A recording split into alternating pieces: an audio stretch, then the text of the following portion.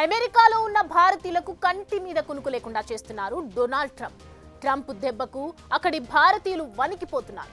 ఇప్పటి వరకు అక్రమ వలసదారులకు షాక్ తగలగా ఇప్పుడు తల్లిదండ్రులపై ఆధారపడి అమెరికాలో ఉంటున్న యువతకు కూడా కష్టాలు మొదలయ్యాయి. అమెరికాలోని భారత సంతతి యువతలో దాదాపు 2 లక్షల మందిపై బహిష్కరణ వేటు తప్పేలా లేదు. గ్రీన్ కార్డుల కోసం దశాబ్దాలుగా వేచి ఉన్న వీరందరికీ 21 ఏళ్లు దాటినా గ్రీన్ కార్డు రాకపోవడంతో తీవ్ర సమస్యల్లో కూరుకుపోయారు. అసలు ఏంటి సమస్య?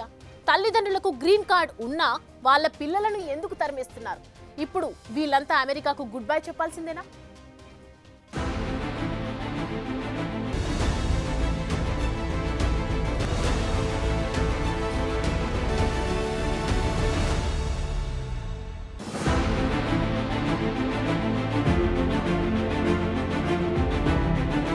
ఏ ముహూర్తాన డొనాల్డ్ ట్రంప్ అమెరికాకు 2వ దఫా ప్రెసిడెంట్ అయ్యారు. అప్పటి నుండి లక్షల మంది భారతీయులకు నిద్ర కరువైంది. ఇన్నాళ్లు అమెరికాలోనే మా ఇల్లు, అమెరికాలోని మా జీవితం అనుకున్న వారికి వాళ్ళ అమెరికన్ డ్రీమ్ ఒక కలగానే మిగిలిపోయేలా ఉంది. నిజంలో మీరంతా అమెరికాలో ఉండడానికి అర్హులు కాదంటూ ప్రెసిడెంట్ ట్రంప్ దశలవారీగా మెజారిటీ భారతీయుల్ని తరిమేసే ప్లాన్లు చేస్తున్నారు. ఒకవైపు అమెరికాలో అక్రమ వలసదారుల్ని బహిష్కరిస్తున్న ట్రంప్ ఇప్పుడు తల్లిదండ్రులపై ఆధారపడి జీవిస్తున్న వారిని అక్రమంగా జీవిస్తున్న వారిగానే పరిగణించి వారిని కూడా తరిమేయడానికి కఠిన చర్యలు చేపట్టారు. H-1B వీసాదారులైన తల్లిదండ్రులపై ఆధారపడి మైనర్లుగా అమెరికాకు వలస వెళ్లిన కొందరికి ఇప్పుడు 21 ఏళ్లు నిండబోతున్నాయి. అయితే వీళ్లంతా ఇప్పుడు మేజర్లయ్యారని, వాళ్లు తల్లిదండ్రులపై ఆధారపడవలసిన అవసరం లేదని, వారికి పౌరసత్వం లేదు గనుక దేశం విడిచి వెళ్లిపోవాలని అంటున్నారు. H-4 వీసాదారులైన వీళ్లను ఇకపై NRI తల్లిదండ్రులపై ఆధారపడిన వారిగా పరిగణించలేమని చెబుతున్నారు.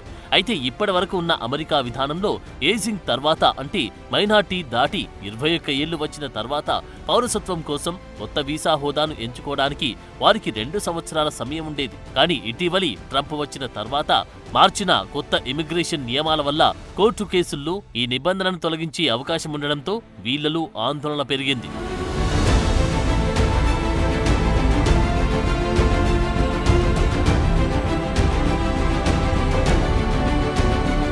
ఊహ వచ్చినప్పటి నుండి అమెరికాలోనే పెరిగి పెద్దై చదువు, ఫ్రెండ్స్, కెరియర్ అంతా అమెరికాలోనే అనుకున్న వీళ్లకు ఇప్పుడు తమ భవిష్యత్ అగమ్య గోచరంగా మారింది. తమకు అంతగా పరిచయం లేని దేశమైన భారతదేశానికి సెల్ఫ్ డిపోర్టేషన్ కావాల్సి ఉంది.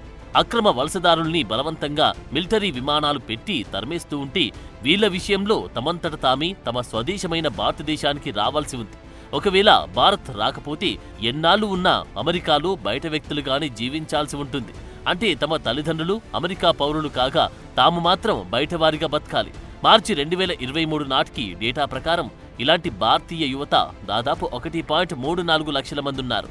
వీరంతా వారి కుటుంబాలు గ్రీన్ కార్డులు పొందే ముందు వారు డిపెండెంట్ వీసా హోదా నుండి అనర్హులుగా మారతారు. అంటే 21 ఏళ్లు దాటినా ఇలాంటి వారు తమ తల్లిదండ్రులను వదిలి భారతదేశం వచ్చి బతకాల్సిందే. Deferred action for childhood arrival DSCA కింద కొత్త దరఖాస్తుదారులకు వర్కింగ్ వీసా నిరోధించే విధంగా ఇటీవల టెక్సాస్ లో కోర్టు ఇచ్చిన తీర్పుతో మరింత గందరగోళం ఏర్పడింది. DSCA ప్రకారం 21 ఏళ్లు నిండిన తర్వాత వారి తల్లిదండ్రులపై ఆధారపడిన డిపెండెంట్ వీసా రద్దవుతుంది. దీంతో వీళ్లు బహిష్కరణ ఎదుర్కోవాల్సి ఉంటుంది.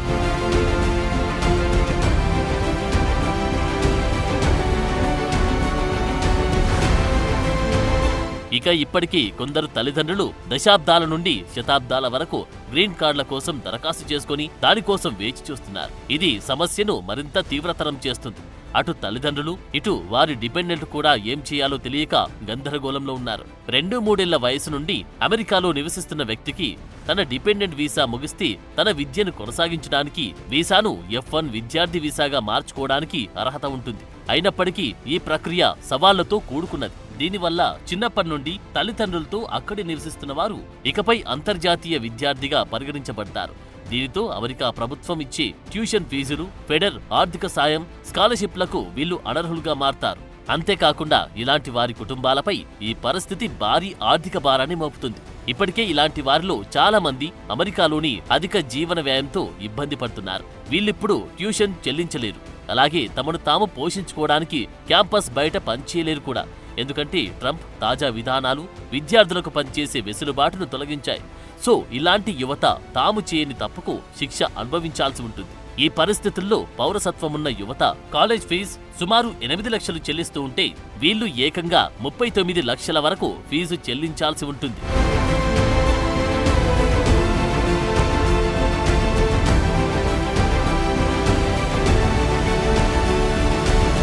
డొనాల్డ్ ట్రంప్ ప్రెసిడెంట్ గా తన మొదటి పాలనలోని ఇలాంటి పరిస్థితిని తీసుకొచ్చే ప్రయత్నాలు చేశారు. అందులో భాగంగా 2018లో 24%, 2020లో ఏకంగా 30% H1B వీసాలను తిరస్కరించారు.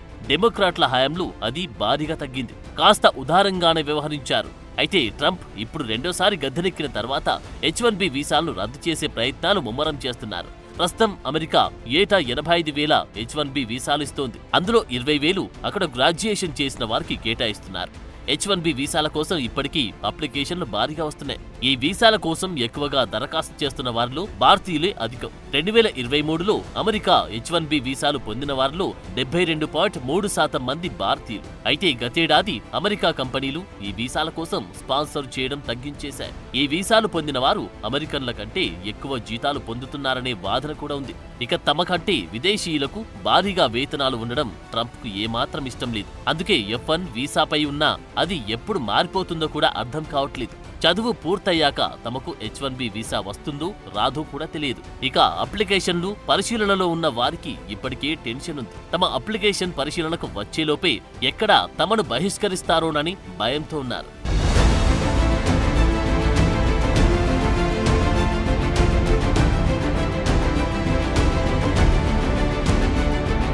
ఇప్పుడు ఇలాంటి యువతలో కొందరు కెనడా లేదంటే యూకే వంటి ఇతర దేశాలకు వెళ్లాలని కూడా ఆలోచిస్తున్నారు. ఇక్కడ వలస విధానాలు అమెరికా అంతటి కఠినంగా లేవు. అందుకే ఇలాంటి సవాలు ఎదుర్కొంటున్న యువతను తమ తల్లిదండ్రులు కూడా ఇతర దేశాలకు పంపించడానికి ప్రయత్నిస్తున్నారు. ఇక తమ తల్లిదండ్రులు రిటైర్మెంట్ తర్వాత తిరిగి భారతదేశానికి వెళ్లాలని యోచిస్తున్నారు. కాబట్టి ఈ యువత తమ చదువు తర్వాత అమెరికాలో ఉండలేరు. అలాగని ఇండియాకు తిరిగి వెళ్లినా అది వారికి మరొక విదేశంలా అనిపిస్తుంది అనడంలో సందేహం లేదు. ఈ పరిస్థితిని వాళ్ళు ఊహించుకోలేకపోతున్నారు. చిన్నప్పుడే ఇండియాను వదిలి వెళ్లిన వీళ్ళు చాలా ఏళ్ల తర్వాత మళ్లీ ఇక్కడికి వచ్చి కొత్తగా జీవితం ప్రారంభించాల్సి ఉంటుంది.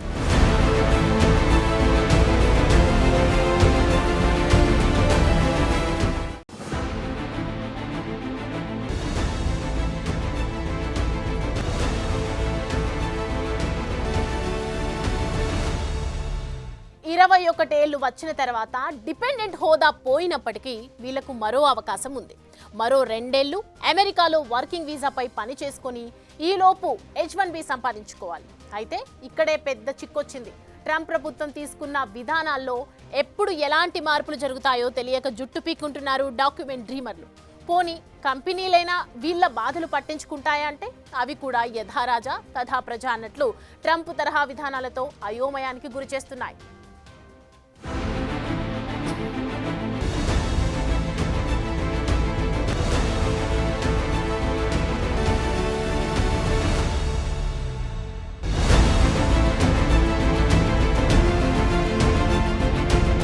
ట్రంప్ వచ్చిన తరువాత అమెరికా వీసా విధానాల్లో చేస్తున్న మార్పుల వల్ల చాలా మంది భారతీయులు ఇబ్బందులను ఎదుర్కొంటున్నారు.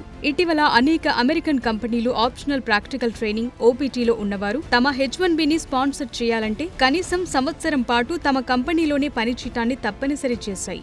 దీనివల్ల ఈ మార్చిలో H1B వీసా లాటరీలో పాల్గొనాలని ఆశించిన చాలా మందికి చుక్కెదురయ్యింది. ఇటీవల కొత్త ఉద్యోగాల కోసం కంపెనీ మారిన చాలా మంది భారతీయ గ్రాడ్యుయేట్లు ఇప్పుడు H1B వీసా ప్రక్రియకు అనర్హులుగా మారారు. అయితే కంపెనీలు ఎక్కువ కాలం పాటు నిబద్ధత కలిగి ఉండే ఉద్యోగులను ఫిల్టర్ చేయటం లక్ష్యంగా ఈ విధాన మార్పు జరిగిందని నిపుణులంటున్నారు. సాధారణంగా F1లో విద్యార్థులు తమ విద్య పూర్తయిన తరువాత 1 సంవత్సరం పాటు పనిచేయటానికి OPT అవకాశం ఉంటుంది. అయితే 1 సంవత్సరం అనే రూల్ నుండి తప్పించుకోవటానికి చాలా మంది ఈ రూల్ పెట్టని కంపెనీలకు వెళతామని అనుకుంటున్నప్పటికీ అదంత సులభం కాదని వాళ్లే అంటున్నారు.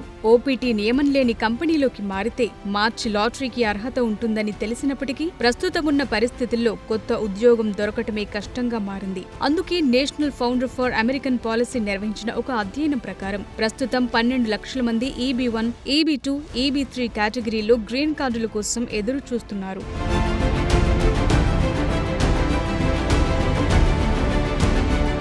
ఇలాంటి అనిశ్చితి మధ్య చాలా మంది భారతీయ యువత కష్టమైన చాయిస్లకు వెళుతున్నారు. తక్కువ జీతం, జూనియర్ ప్రొఫైళ్లతో స్థిరపడినా పర్వాలేదని అనుకుంటున్నారు. అలాగే అమెరికాలో మరింత ఎక్కువ కాలం పనిచేయటానికి ప్లాన్ వేసుకుంటున్నారు.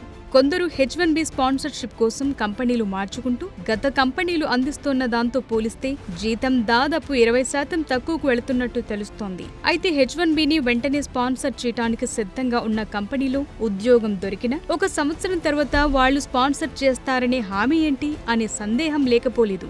వీళ్ల పరిస్థితి ఏంటి? వీళ్లు చిన్న చిన్న ఉద్యోగాలు చేసుకుంటూ బతకాల్సి ఉంటుంది.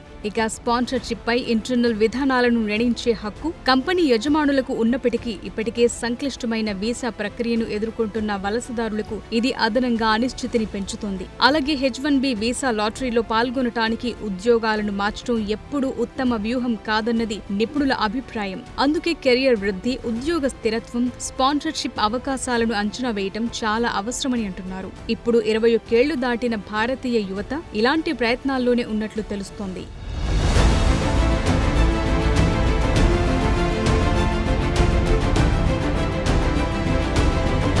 అమెరికాలో పెరిగి చదువుకున్న యువత ఇలా దేశం నుంచి బయటకు వెళ్లాల్సిన పరిస్థితిపై గతంలోనూ ఆందోళన వ్యక్తమైంది. ఈ డాక్యుమెంటెడ్ డ్రీమర్స్ సమస్యలను పరిష్కరించడానికి అమెరికాలో గత బైడెన్ ప్రభుత్వం ఎన్నో ప్రయత్నాలు చేసింది.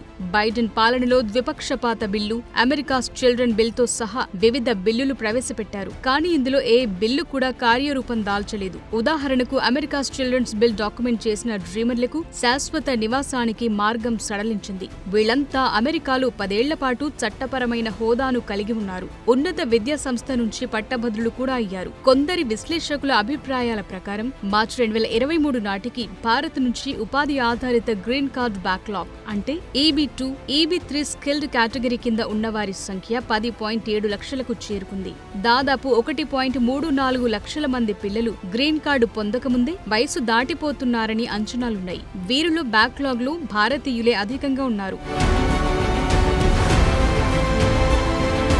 ప్రస్తుతం డాక్యుమెంటెడ్ డ్రీమర్స్ కు సంబంధించిన డేటా కూడా స్పష్టంగా అందుబాటులో లేదు. వారి అస్థిర సామాజిక పరిస్థితి వల్ల నమోదు కాని వలసదారులు తమను తాము గుర్తించడానికి వెనకాడుతున్నారు. అంతేగాక గణాంకాలను అంచనా వేయటం, తీర్మానాలు చేసే ప్రక్రియ సుదీర్ఘమైంది, అలాగే గజిబిజిగా ఉంటుంది. ఏది ఏవైనప్పటికీ చిన్న వయసులోనే అమెరికాకు తీసుకురాబడినప్పటికీ చాలా మంది పత్రాలు లేని విద్యార్థులకు DSCA హోదా లేదు. ఎక్కువ మంది 10 సంవత్సరాల కంటే ముందు లేదా 10 నుంచి 16 సంవత్సరాల మధ్య వయసులో అమెరికాకొచ్చారు. వీళ్లందరికీ DSCA హోదా పొందటానికి అడ్డంకులు లేకపోలేదు. వ్యక్తులు 2007కి ముందు అమెరికా వచ్చి ఉండాలి. ఈ కట్ ఆఫ్ తేదీ తరువాత తీసుకొచ్చిన కొంతమంది అర్హత కలిగిన విద్యార్థులను మినహాయిస్తే భారీ స్థాయిలో ఏజింగ్ అవుట్ బాధితులు కనిపిస్తున్నారు. మరి వీళ్ల భవిష్యత్ ఏంటన్నది వేచి చూడాలి.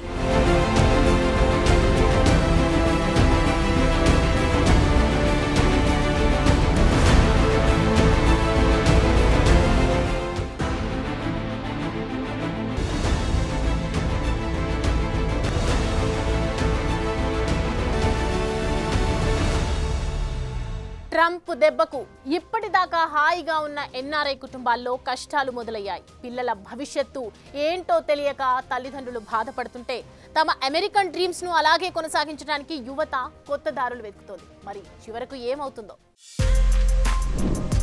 For more videos like this, subscribe Big TV channel.